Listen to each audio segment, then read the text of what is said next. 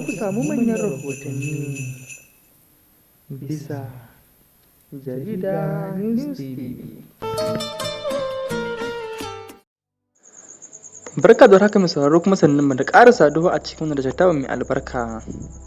inda a yau ma muke tafi muku ta wa'annan manyan rahotanni waɗanda suka jijjiga ƙasar nan gabaki ɗaya. Kama daga babban rashin da muka yi na babban malami kuma shehu shugaban ɗarikar Tijjaniya na Najeriya gabaki ɗaya, babban malami Sheikh Dahiru Usman Bauchi, inda bayan addu'a da za mu ci gaba da raka shi da shi da kuma sauran fatan alkhairai da dama, kuma za mu ji waɗansu abubuwa da dama a dangane da wannan babban malami da kuma rikicin matsin lamba da ake samu daga 'yan ta'adda daga sassan ƙasar nan, har ma daga wasu al'amuran siyasa da suke bullowa waɗanda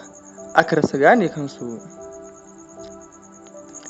Mai sauraro ku biyo mu a sannu, kuma idan har kai bako ne a wannan tashar tamu mai albarka, ka dangwala mana subscribe haɗi da ƙararrawar sanarwa domin kasancewa tare da mu a koda yaushe da zarar mun saki manyan rahotanninmu. Lalle rashin babban malami Sheikh Dahiru Usman Bauchi ya jijjiga al'ummar musulmi da dama waɗanda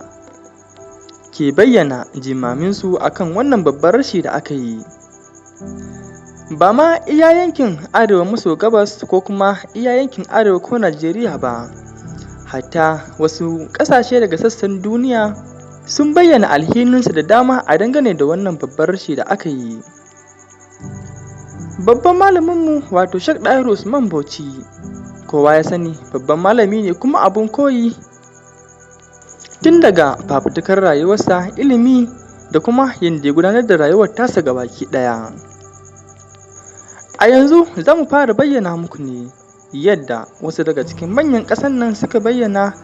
jimaminsu da kuma miƙa ta'aziyyarsu ga iyalan wannan bawan Allah wato Sheikh Dahiru Usman Bauchi.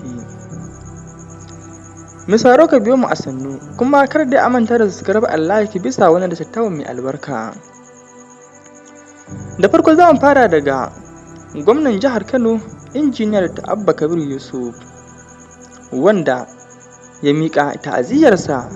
ga iyalan babban malami Sheikh Dahiru Usman Bauchi da ke jihar Bauchin, da kuma sauran ɗalibai da ma 'yan uwa abokan arziki har ma da mabiya, inda ya bayyana jimaminsa matuƙa gaya bisa wannan babban rashi da aka yi. Za mu ci gaba da kawo muku